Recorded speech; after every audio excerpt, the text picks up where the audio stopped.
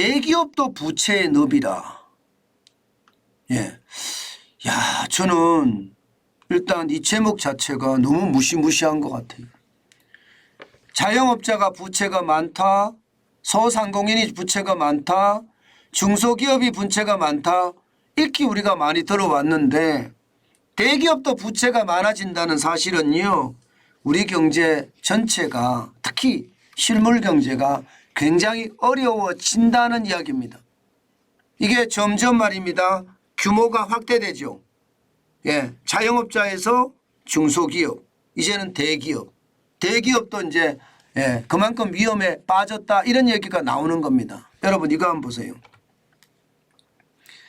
377개 대기업 중에요. 한개 기업 비율이 6.9%입니다.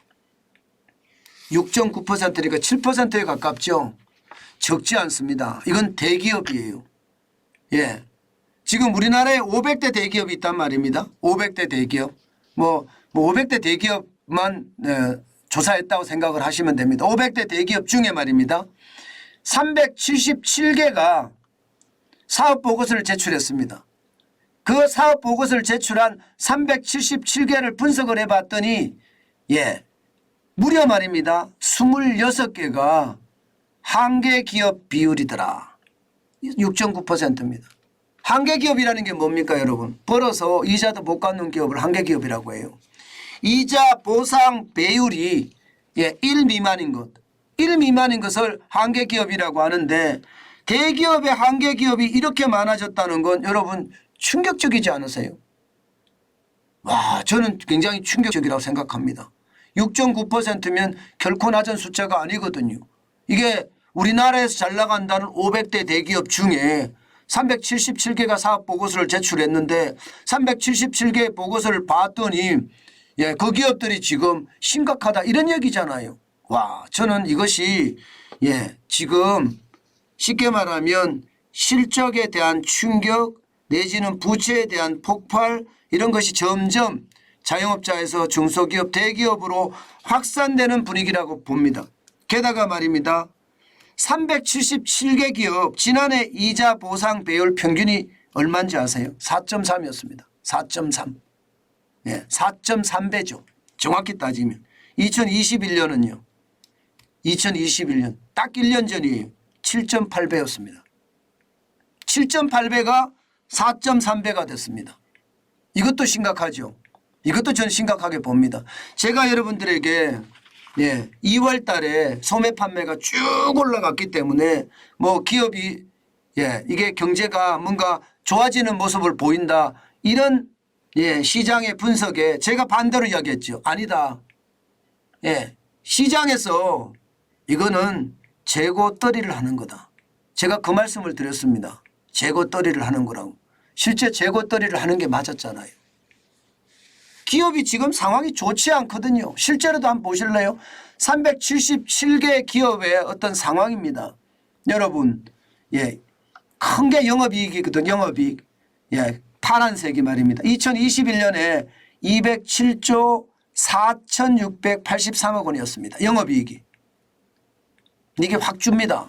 2022년에는 170조 3,208억 원으로 진짜 확 줍니다. 진짜 많이 줄었죠. 뭐 이렇게까지 줄어드나 이렇게 이야기할 만큼 진짜 많이 줄었습니다. 게다가 말입니다. 게다가 보세요. 이게 207조에서 170조까지 줄어들었으니까 17.9%가 줄어드는 거죠. 영업이익이. 영업이익이 그만큼 줄어드는 겁니다. 이자 비용은요. 이자 비용은 26조 5,773억 원이죠. 2021년에.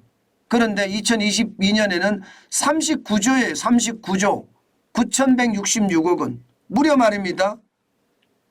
50.2%나 급증했습니다. 50.2%.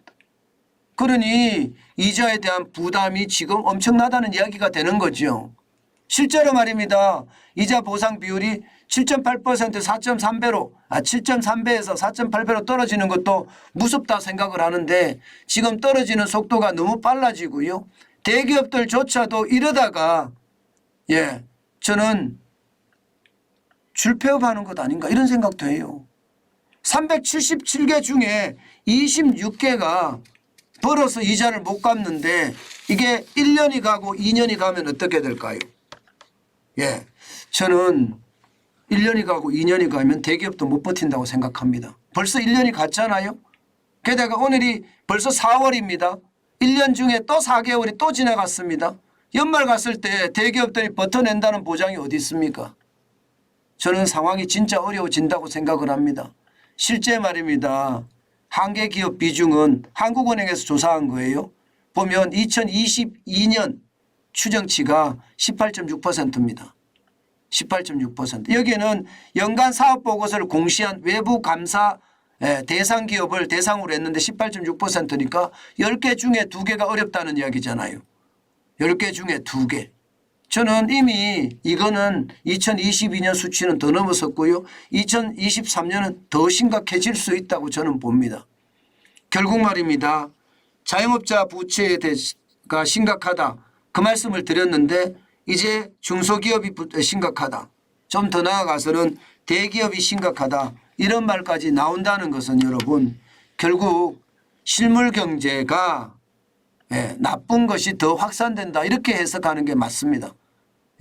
자영업에서 중소기업 이제는 쉽게 말하면 대기업까지 확산됐다. 이게 부채에 대한 늪이 저는 굉장히 크다고 보고요. 이 부채에 대한 늪을 제대로 극복하는 것도 참 쉽지 않을 거다. 그런 생각은 해봅니다. 참 어렵다는 생각 다시 한번 해봅니다. 여러분 실물 경제는 좋지 않습니다. 이런데도 시장 분위기는요. 지금 거품 하면서 저는 쌓인다고 보는 거예요. 주가가 2,500을 넘어서면서 올라가는 것 이게 실물 경제는 나쁜데 주가만 올라가는 것 결국 유동성이잖아요. 돈 넣고 돈 먹기 장세가 됐다는 얘기예요.